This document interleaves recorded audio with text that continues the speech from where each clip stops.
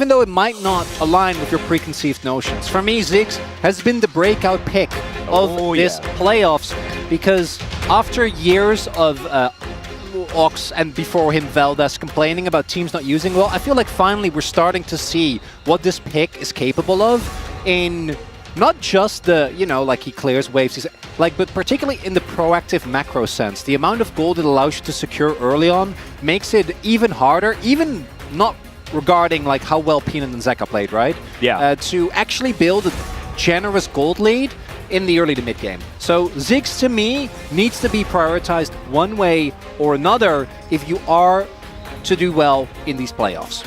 Well, Azir, Nasus, and Lilia, they were the bans for Humble Life Esports in game number 1. That is likely to change as they do have to ban away the Rumble this time. Zyra going to be taken away as the third ban. Really interesting. I think angling towards a Vi first pick here for Oner perhaps. Because otherwise I can imagine that will just come in, as Lilia still going to be taken away here. And so the Nasus still up, could theoretically be picked. See what the Garens are going to look like, as there is the Vi first pick that we were talking about. No surprise there. And where do Humble Life Esports go with it this time, as Ziggs is up, guys? Yeah. Just a word of warning. I do think that the Ziggs is a little bit more reliant on a good comp, but you still pick it, don't get me wrong. But specifically denying Vi Ziggs, I think, is a really good call, because Vi Ziggs, as we saw, like, as Ox was saying, like, Guma couldn't do anything in that game. Like, he couldn't have done anything better because there is no counterplay to someone ulting you, and then the combo that followed, you know, instead going to go towards the Sejuani, which is a great pick for him individually, but we have actually seen struggle. This is something we saw Aining pull out as well, which is the Seraphine, which I personally wouldn't dislike.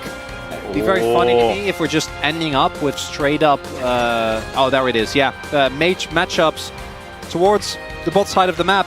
But I gotta say, you need a consistent source of 80 damage from somewhere. Like, you can't just have Seraphine and then Vi Nasus. We saw DK try this and it just didn't work, right? So either we flex the Nasus towards top, or we need to find ourselves an 80 carry mid, where I don't think Faker has looked great on them. So we'll see what T1 their solution to this problem is. It could, of course, also still be Seraphine as a support, but I don't think that that's very likely. Yep, and we can also see whether Humble Life Esports do want to give counterpick over to Doran as well. I think that that can be very valuable for this team on the red side. And so expect to see a support locked in for Delight. I'm surprised that we haven't seen the priority on Senna be a little bit higher here. As we see the Seraphine locked in, Senna is going to be banned away here by Delight in the next round. And his Rel also going to hit the deck. But there are plenty of engaged supports if that's where they want to go. His Alistair, his Rakan. We saw Rakan in the last game. He was fine. And so I don't think Delight is really sweating for who to play in this one. Just trying to work out who to ban. I'm wondering if you're ever going to go for a double Enchanter bot lane just because you're playing into Ziggs and Smolder. I think both those picks do rely, Ziggs less so, but Smolder in particular, upon being able to poke and then slowly chip down the health of their opponents. I do think the Senna ban, even though I don't like Senna into Ziggs because Senna doesn't really have the health to deal with a late game Ziggs. Her healing power on this patch is obviously completely insane. I do think that's one of the things that you can struggle with when it comes to the Smolder. But the funny part to me is that, like, Ziggs could still, we don't think it's gonna be, but Ziggs could still be mid. Smolder can be flexed into multiple positions. Humble Life haven't really given too much away, and it does look like they are gonna most likely leave counterpick to Doran after we've seen where T1 puts their Nasus and where everything on T1 is going. But it could be Smolder top, it could be Smolder mid, which I think is most likely. But yeah, there's flexes everywhere. It's hard to read drafts on red side. And I think that is something that Desk highlighted it. Humble Life is doing here what T1 didn't. T1 actually showcased their draft as... Whoa, that's Olaf Shen! Okay, well, now I still don't know what's... Is it Shen support into the Leona? I think it kind of has to be. It has to be, right? Well, I mean, it could be Nesta support with WMAX. T1 have picked a lot of melee champions and Seraphine. I don't think that really works into the Ziggs. Is it... Okay, so most likely... Do we just play Vladimir again?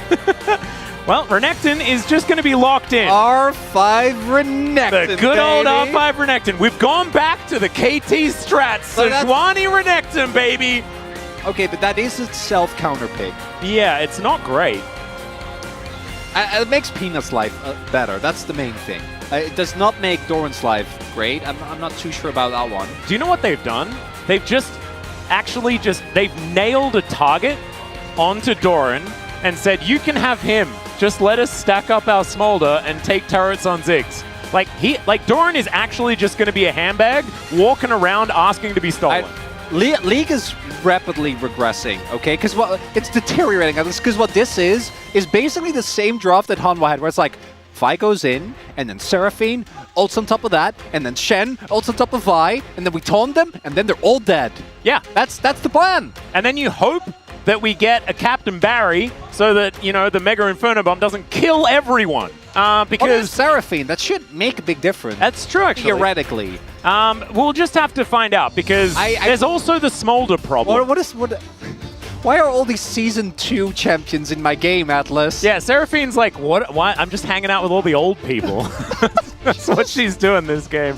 It's very funny. A few more newer ones on the side of HLE Esports, but definitely some blasts from the past as well. Zeker on the Smolder is going to be bringing that new flavor. See how it goes here as the first red side draft for HLE Esports looks kind of okay, but T1, they're cooking. So jump onto the rift.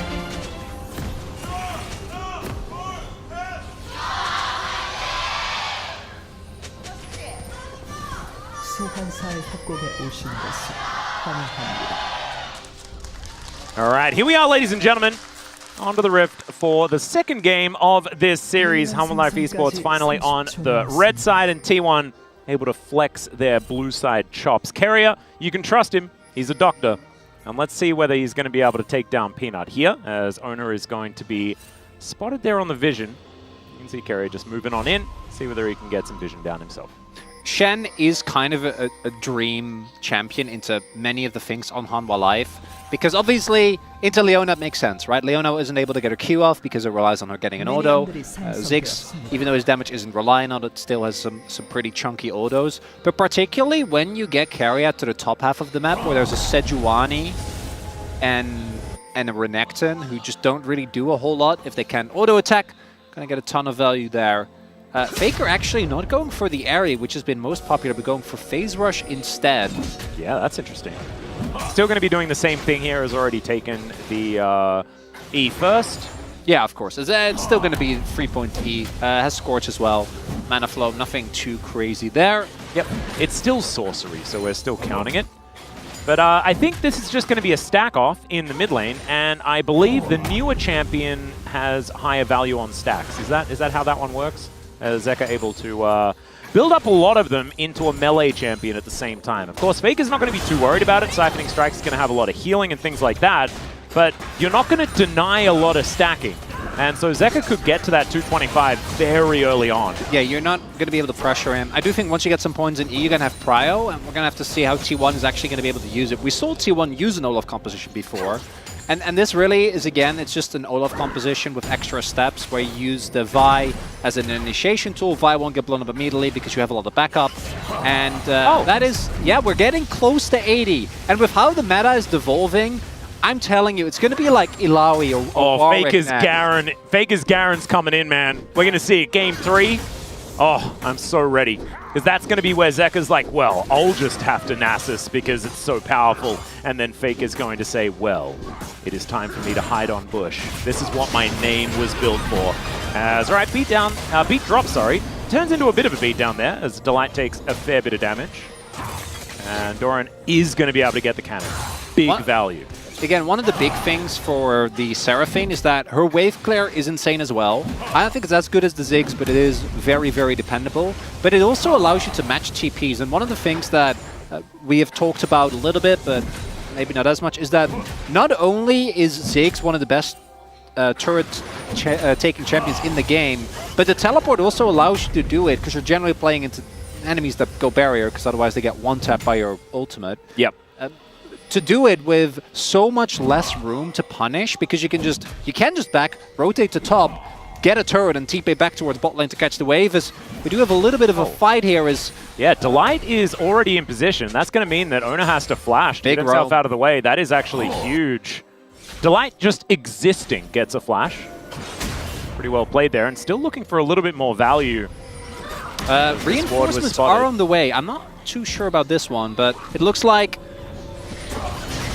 Okay, Keria just going in, can mitigate a lot of this, but Faker's going to move over. That is so much Spirit Fire value. The flash out from Peanut, and Delight is going down low. Doran now trying to tank things up as Keria might be taken down, but he gets the shield as he pulls back the scalpel, and there it is, the Spirit Fire. Last hit for first blood for Faker. Okay, so I need a... That was weird. That was silly, Atlas. I don't know... Okay, I need to see a replay, but I'm not sure why Hanwha Life felt so confident, because they knew that Keria was there. And I don't think, even if you do chunk Oner a little bit, you want to take an aggressive early game 3v3 when again, you're playing into Shen Olaf. Like that's a very scary set of champions.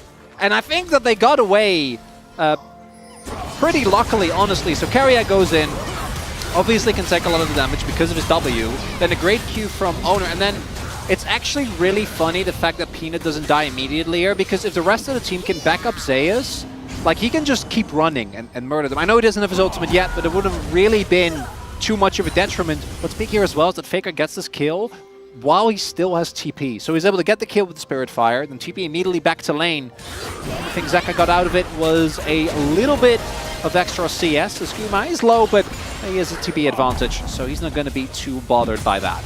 Yep, losing the water fight there a little bit because a lot of those balloons were popped by the Seraphine. Nice little satchel for Viper. Did have the backup of his Leona, so could use that relatively offensively. As Zeka's just flapping around. Does have a few stacks built up already. So looking kind of all right, but it looks like T1, they have their eyes set on this Infernal Drake. Should be able to take that one down as Delight is in the area, but Peanut is not. So they're not going to be able to stop this. Peanut is just going to have to trade it for some grubs that are going to be coming up now. Yeah, also don't have bot lane prio. Viper did have to back. Guma TP back, so he will be able to shoot that wave as the that Shadow Dash was that was a gimme. That wasn't very fair. Looked like it hit him. That does some. I feel like his Shen's dash always feels like it goes a little bit further. Yeah.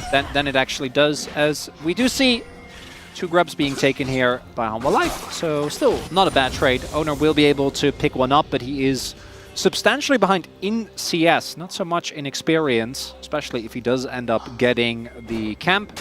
Obviously has been pretty proactive on the map, and Keria. Never mind. River Shen he's doing work. He's not getting the experience. As we are lane swapping, wait, away from a Ziggs. Yeah, away from the Ziggs, and also with the grubs already being down.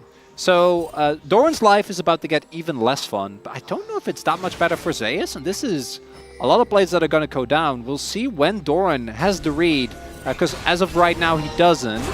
Well, he is going to get taunted. Beat drop does come through. There's the Encore, and Doran is just dead. Didn't have a chance to do anything at all. He did not get the message, in fact, and he found out too late, unfortunately for him. Ends up going down, and now the swap's worth it. Yeah. So, easy. Sometimes you make the weird play so that your opponent doesn't expect that that play was made, and then you can capitalize. And that's precisely what T1 just did. And now they're going to be able to grab some plates here as well. No teleports at all on Hanwha Life Esports, so getting back to this top lane is going to be a rough one.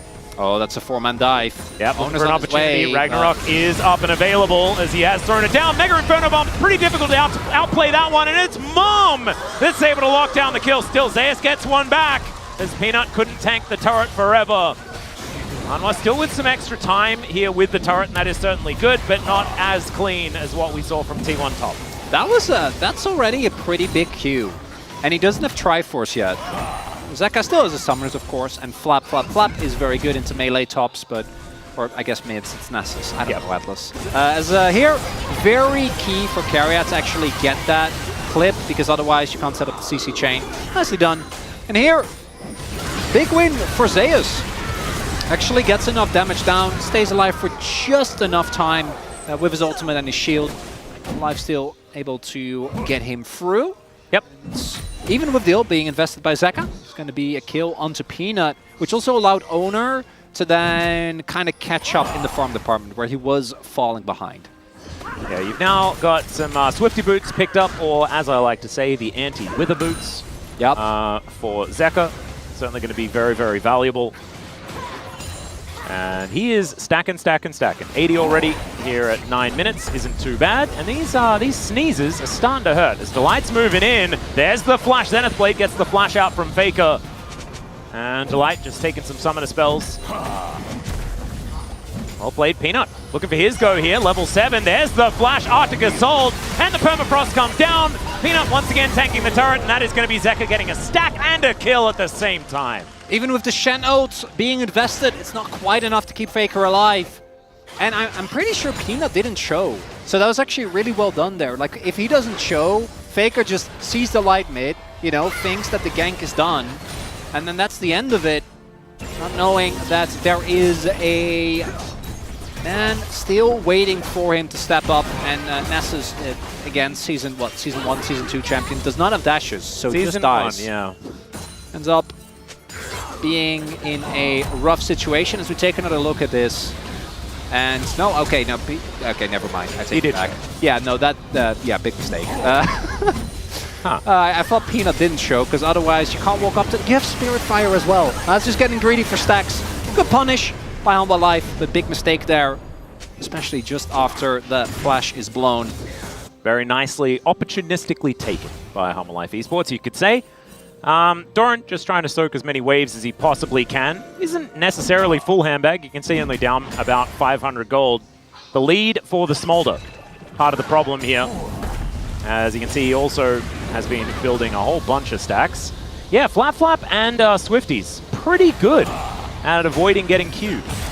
Viper is going to take this turret. Goodbye, turret. It has been nice knowing you. And 10 minutes. There is still 3 minutes left for him to take more of these structures off the map. As Doran is going to spot Zeus here. Peanut moving up as well. There's the ghost popped. Didn't actually want to press his ultimate button to avoid getting stunned. Knew that he was far enough away. And more flashes being gleaned here by the Hex Flash of Delight. Here on this bottom side. 5 plates for a Ziggs team? Golly gee. I'm a little bit frightened about what that means. They still have a bunch of time, so they can just rotate him to mid, rotate him to top. Yeah. Looks like T1 will be able to get to, Humble Life able to get to free grubs here. They do push Peanut off. They do have to give him a dragon, but Dragon in himself, not the end of the world. Oh, X-Tech going to come through. Yeah, Guma is in a whole host of trouble. That's too many circles, and Viper is able to lock down the kill before the Smolder comes in and steals it away. Might actually be a negative, just for getting as much value as possible, but I think he deserved that one. And Humble Life Esports is also able to defend their outer turret in the mid lane. Oner comes on over. They will be able to even out the grubs most likely, as Doran is going to at least just chaperone Zeus as he heads back home. Zeka in the mid lane, going to force a teleport out from Gumayusi. Gang, we cannot give Viper a free inner. That is not a thing we can do. Well, Faker is going to get hit by a bouncing bomb that does do a fair bit of damage here, as we can see. Viper starting to get to work with that Luden's already built up. And everyone is going to turn up. That is Anasa's turned into a ragdoll and thrown about the place. And you can see Faker there in the player cam, not happy about how that one went, as it is brother versus brother. Never mind, as Zeus is, of course, an Olaf, and he is just going to be able to take down the Renekton. No worries there at all. Delight now underneath this turret, not exactly where he wants to be, because Oner is turning up as well. T1 kind of taking matters into their own hands as they look to get rid of Delight, who is able to taxi his way out. Keria is going to trade 1-for-1. That was gorgeous from the Leona player, but they're still going to lose an outer turret in the top lane. It's very telling that despite all that, Humble Life are still sitting on a gold lead. And it's because they got the inner. Do you think he's going to stop some backs as well? When are we just be one Ziggs. Until we have found an actual answer, which right now it doesn't seem like we have. It's too much. We need a dose of BZP. Just ban Ziggs, please. That is what you need. Well, I'm also down for some tech. You know, I'm sure there's ways that you can punish Ziggs. Oh, okay. So he was just trying to see whether Zeus was backing.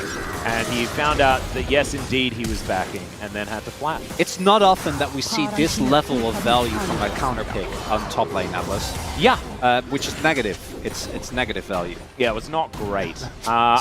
It is brother versus brother, by the way. I was trying to talk about that before, but it's Faker versus Doran and not Zeus versus Doran. I love that you want to talk about lore. I do. Well, that's great. It's one of my favorites is the Renekton Nasus. You know, when Renekton was released, I'm like, oh, that's his bro. That's so cool. Have they even interacted yet on the map?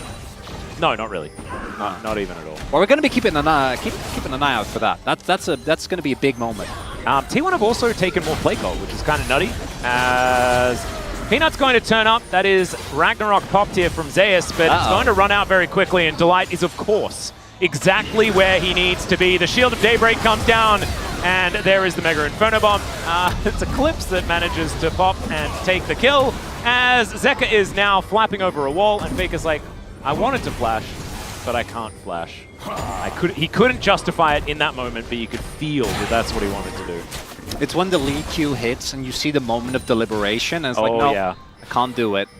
This game is messy, Atlas, but looking at the trades, they are mostly favorable. The one thing that T1 did get this time around is that they got the Herald, so they should be able to get mid lane turret finally, even though they're still playing into Ziggs, who again makes it really hard to take that. That's going to be something, and for me, T1 has like 15 extra minutes where the Olaf is actually going to be a threat. Because eventually we're going to reach a point where Zeka like sneezes on him and Viper throws a Q and he just dies. Yeah. So they need to use that spike. And if they get the upcoming dragon, then that alone could be enough. Because Hextech Soul does kind of... It's ridiculous. It's ridiculous, right? We know, and it allows you to set up plays around the Baron as well. And this is very straightforward. Zeus, he feels safe because he has a lot of members on the top half of the map. But they're at the Herald, they're not with you. So being up that deep into a side lane, not great. Ends up being a very, very big kill going over the Humble Life, which means I don't think they feel too bad now. T1 can use the Herald in mid as a way to divert attention, but they need this Hextech Drake. Atlas, it's the same as in the last game. I don't think it's quite as rough, because I do think they have a bit more longevity with this composition. They also have the first 2 dragons, which is going to be very, very valuable. It's going to take a while for Humble Life Esports to stack them all up. Yeah, only 170 stacks for Zeka. Thank you for highlighting that. So, but they need to get this. They need to get to the point where Soul is on the table for them at any point going forward in the game. Yep. And now the Rift Herald is going to go down from Oner. That's going to buy them some space, looking for this Soul point. Viper should be able to at least eliminate the minion wave. This will get a charge, as we can see. He's going to have to spend some time poking HLE in the eye, and that is going to allow T1 to start this one up. Faker on the bottom side of the map, teleport to come in here from the Renekton. And Humble Life Esports, they really want to fight for this. The Ziggs rotating over, of course. Viper does have a lot of range, so he can affect these team fights as Oner will break it now on cooldown for the next couple of seconds, and Doran gets into position. That's an ulti out. The Encore goes entirely wide, and that is the Smolder going down. They do get rid of the Olaf, but have they done enough? The flash over the wall from Viper. Peanut desperately chasing after Oner because they want to take down this smite. The Dragon all but forgotten right now, but Humble Life Esports still doing so much damage as the Seraph Shield does go off. And Keria actually hopping back into the pit here. Does, of course, have the Shadow Dash and use that to get back over the wall. Yeah, there's a lot of teleports available, Atlas. A lot of sums being used for Humble Life, though. But if they get this Dragon, that might be a worthwhile investment. 5 6 seconds on Zeus. Yeah, he is going to be coming in very, very quickly, is the Smolder. You're talking about the Viking as well, Humble Life Esports. I think this Dragon does belong to them, but T1, can they find a fight? No Ragnarok here for Zeus, and there is a lot of CC. Beat gets dropped, but doesn't really do too much there. And the Achu does come down. So that's going to be T1 taking down an outer turret in the mid lane. They trade that for the Hextech Drake. And subsequent dragons are going to be more and more difficult for them to pick up, because of course that's the third. The Baron's going to be on the map next.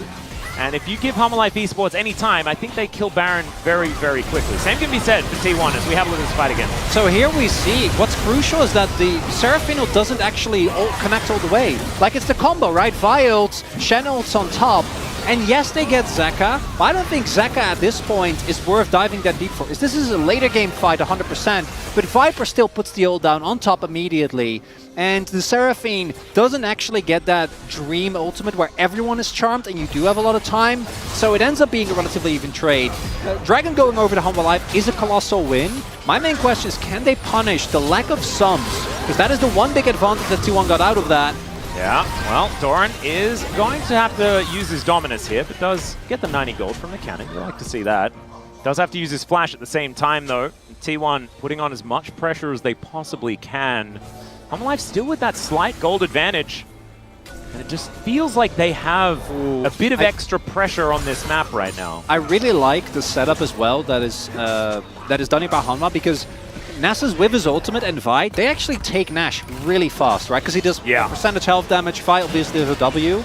So keeping a good, especially against T1, keeping a good amount of control towards the top side of the map is pivotal. T1, if they ever start Baron and Viper knows, don't they all just get exploded?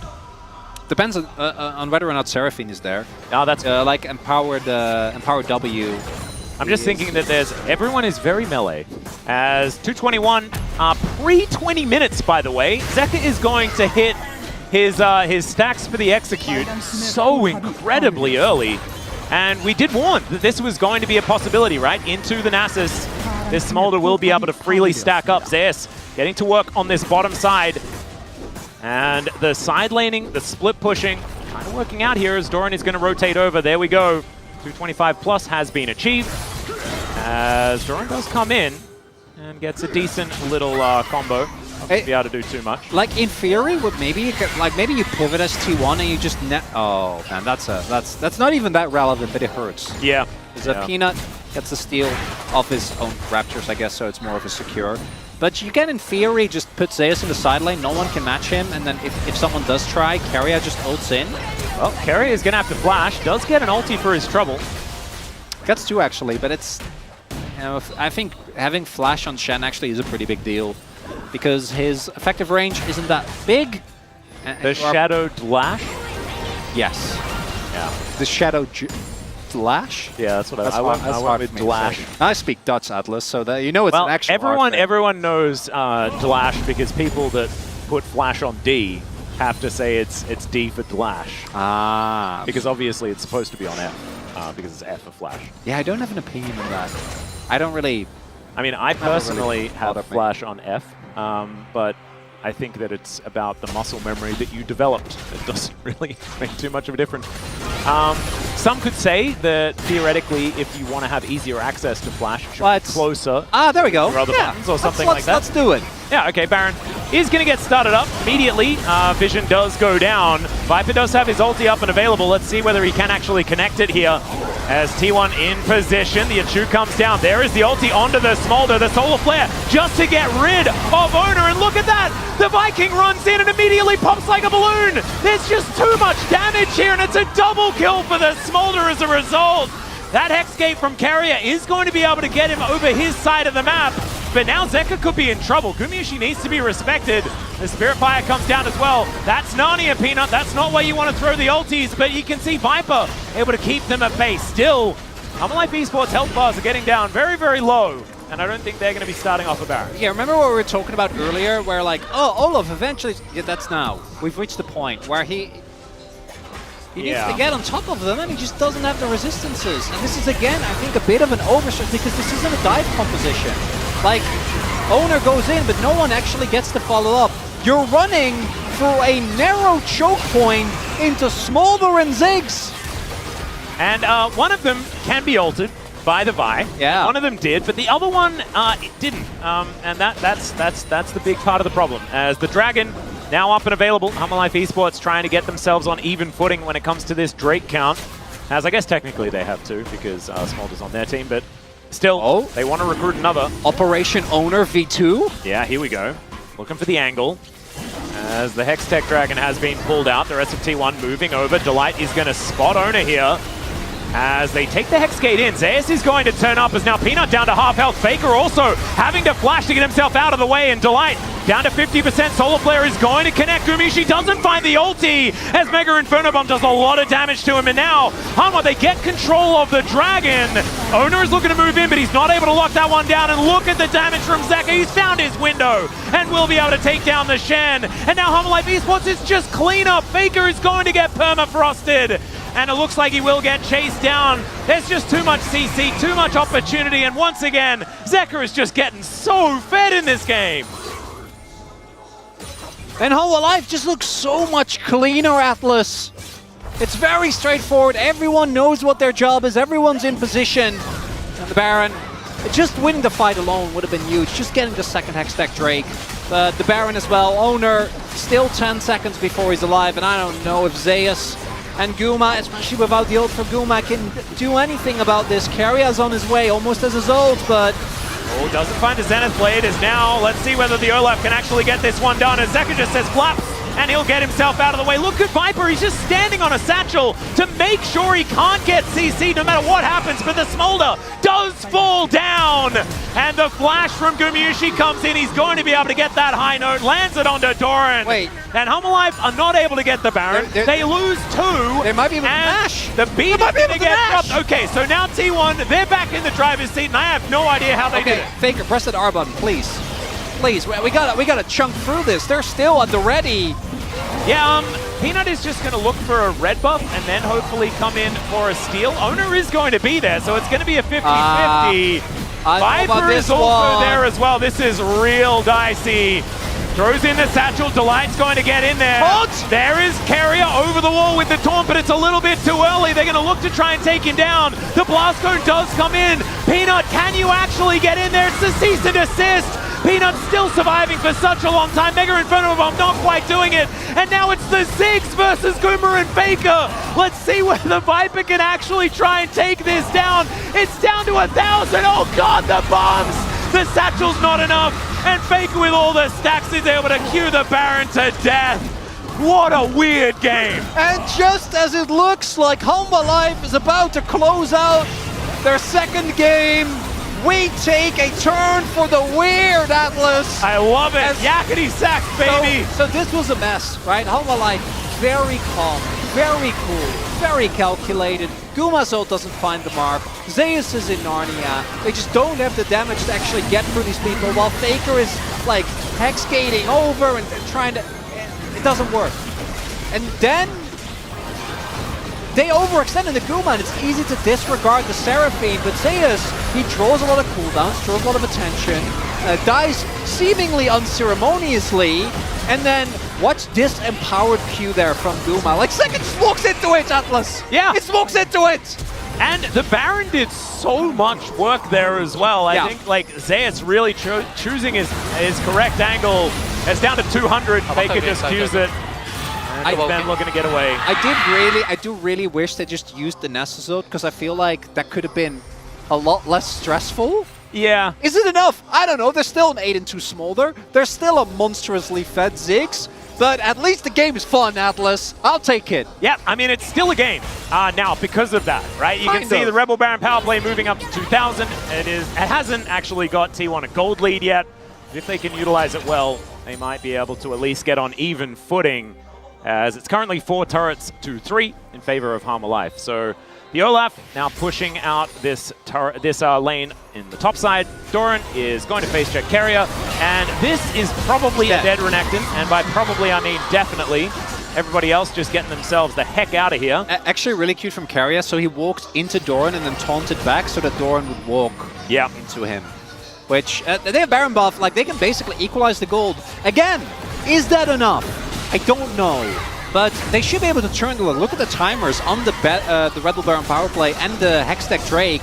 They should be able to get Soul Point. And if you get Soul Point with Seraphine and Nessus, maybe you can turn it around.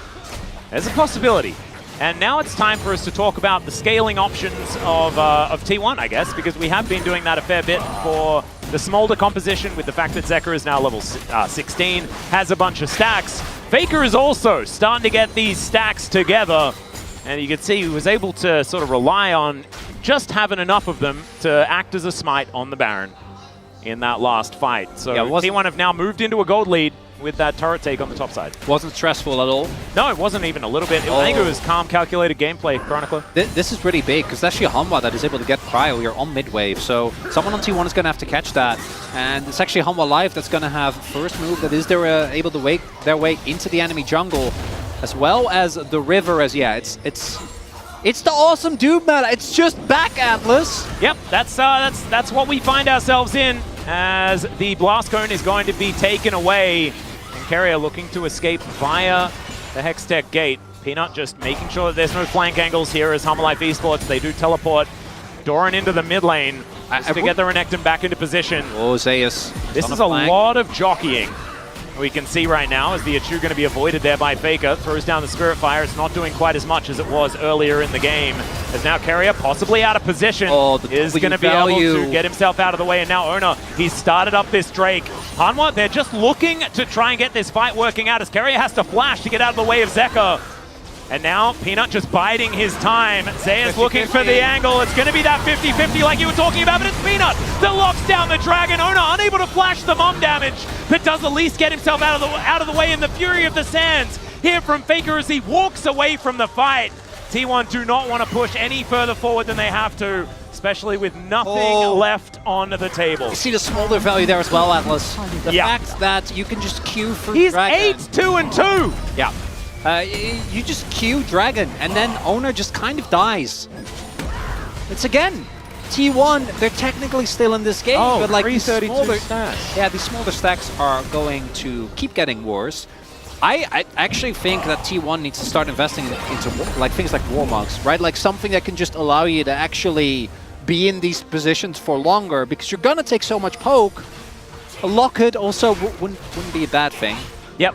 On someone, because again, the amount of hug Gumayusi forever and hope that he shields you at the right time. But that's the problem. You also can't group up too much, because Viper is not the main character on Hanwha's draft. He is level 16 now. He is level 16 and he is Zig, so he has 5 items. It's still a problem. Yeah. The gold is incredibly even. The game state is not. That's how I guess I would explain it. The Zeka now has 4 items.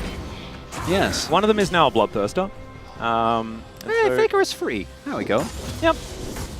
And, he's still Nasus. He's still scaling to infinity. The unfortunate thing is that Zeka is a newer champion also scaling to infinity. Yeah, and this is often talked about with Nasus.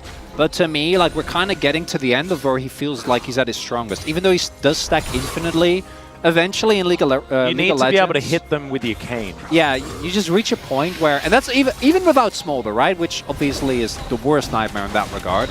But even a champion like Ziggs, eventually you just reach enough percentage pen that you just kill Nasus before he gets to Q you twice as Oner. All right, Peanut just bypasses in. The Solar Flare going to connect, and they get the priority target.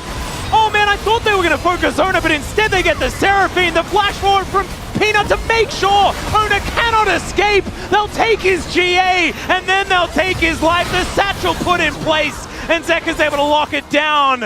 I think Peanut may have just got him a POG with that one. That was gorgeously played. Doran now looking to take down his brother, actually, in this moment. As Faker on the Nasus is just looking to hold the wave, but HLE Esports, they just want to kill a Baron. Peanut with the bamboozle. Oner walks in, he's like, I'm not here for you. I have a much more important target. Gets on top of Guma, catches him off guard. That is going to be the Baron going over to Hanwha. And a 2-0 lead for the second seed seems inevitable here. As we take it's so beautifully set up. Clean. It's so well done. Just bypasses him, hides the old animation in the queue, and Guma doesn't flash, just ends up dying immediately. And then Peanut flashes in front of Oner's queue, meaning that Oner doesn't get out. Ends up going down. Let's hear it from Peanut's perspective. Yeah, he just turned on a dime. Just said, oh no, we can just kill Seraphine. Oh man. Peanut really having an incredible day today. And HLE Esports, all the better for it. Now setting up for a Hextech Soul in 1 minute and 20. And this is a red side win, guys. We have to remember that this is an incredibly important game for HLE Esports in this series. because they didn't technically need to win on red side, but this could make the series a whole lot quicker for them and give them so many opportunities to close it out. As Peanut going to try and escape here as Zeus moving on in. Be able to put on a fair bit of pressure, and Keria gets over as well. Peanut isn't exactly a priority target, and now Doran's going in, looking for the angles here. The permafrost comes down, and Oner, no GA anymore, and is just going to be cut down where he stands. His timer is exactly the same as that of the Dragon, so he's not going to be there for the Hextech ult. And meanwhile, Zeker's just kind of winning the game, I guess. Taking down this inhibitor turret and inhibitor in the bottom lane. Some teleports being used, but I think HLE Esports just have winning the game on their minds right now. Teleports have come in from Doran as well, and now Delight, I think he's found Zeus, who is just going to get chain CC'd. I mean, he's an Olaf, that's Olaf. So he doesn't really get chain CC'd, but he has to use it, and now he's able to take down the Leona. That's not your base gate, so getting out here is going to be difficult. However, both of them can make it over walls, and so Doran and Delight are just dead. That's a lot of Ds. Hey, that might be enough for T1 to contest. Well, Keria's just going to flash to get the taunt onto Zeka, but he just dies. Zeus is now in trouble. One sneeze from Zeka and he will be dead, although the sneezes do about 50% of anyone's health bar. So that would make some sense as Oner has come in with the base gate. There is a phenomenal arm guard utilized here from Zeka. Immediately flashes after him and burns him to death. Straight out of the death chamber, straight back in again. And Oner is unfortunately not going to be able to deny this Hextech ult. So somehow, after losing Delight and Doran for basically free, they still overextend, and it is going to be a Quadra Hextech ult. Yeah, we knew it was over, but now it's really over, Atlas. Extra levels of over, Chronicler. No, yeah, like 4. Yeah, this is the most Smolder I've ever seen a Smolder be. It's not even just Smolder, it's like Ziggs alone with Hextech ult was enough to win the game. Yeah. Oh, yeah.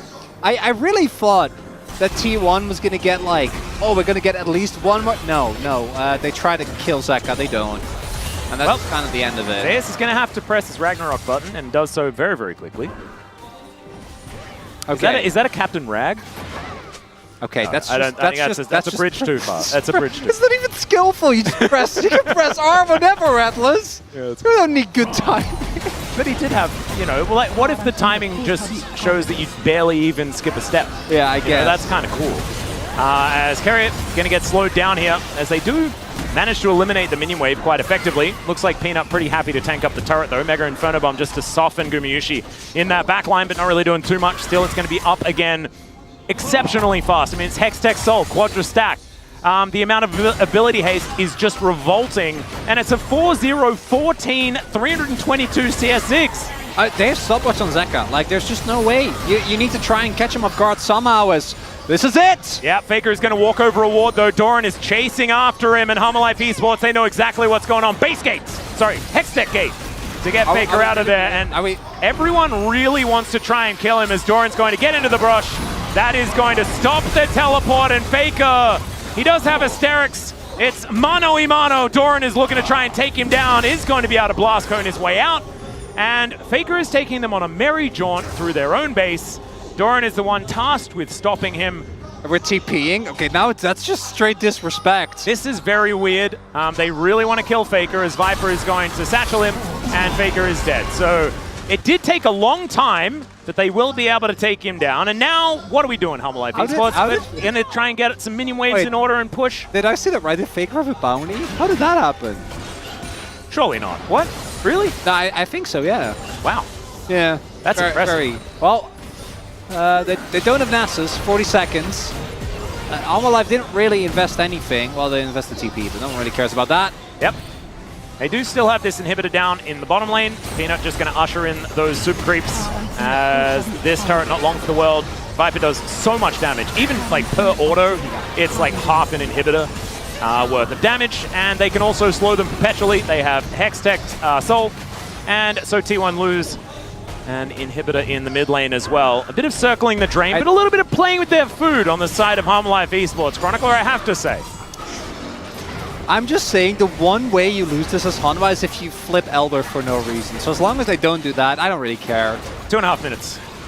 That's not happening. They're taking 447 Nash. stacks. Atlas, they're walking over the Nash now, then they take Nash, and then they end the game. Oh. We are not. No, don't get baited in. Oh. This game's done. But what? Atlas, no. But, you know, what if? What if what? We have to ask these questions. Okay, what if no? what, Atlas? Faker flash Qs the Baron, takes the buff. And then dies to Smolder. Yeah, but then they have Baron to defend their base, and they utilize that to get a positional advantage around the Elder as Solar Flare is going to connect onto Faker. He takes the kitchen sink. The mum damage kind of massive there as well as Fury of the Sands keeps him alive. But Oner doesn't have one of those, unfortunately. Down to the GA. Once again, Zeka just says, no, you're not ulting me. That is just not something you're allowed to do. And now the Viking trying to get on top of him, but Zeka's just not even taking damage. He gets a triple kill in the fight, and Faker and Guma, they realize that I think it's just not quite going to work out.